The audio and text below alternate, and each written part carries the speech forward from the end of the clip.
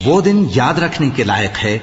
جس دن اللہ پیغمبروں کو جمع کرے گا، پھر ان سے پوچھے گا کہ تمہیں کیا جواب ملا تھا۔ وہ عرض کریں گے کہ ہمیں کچھ معلوم نہیں، تو ہی غیب کی باتوں سے واقف ہے۔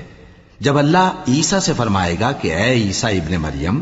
میرے ان احسانوں کو یاد کرو جو میں نے تم پر اور تمہاری والدہ پر کیے،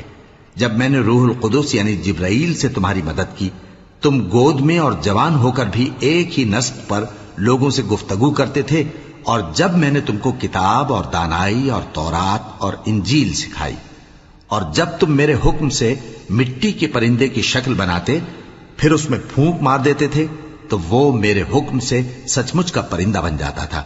اور پیدائشی اندھے کو اور برس کی بیماری والے کو میرے حکم سے اچھا کر دیتے تھے،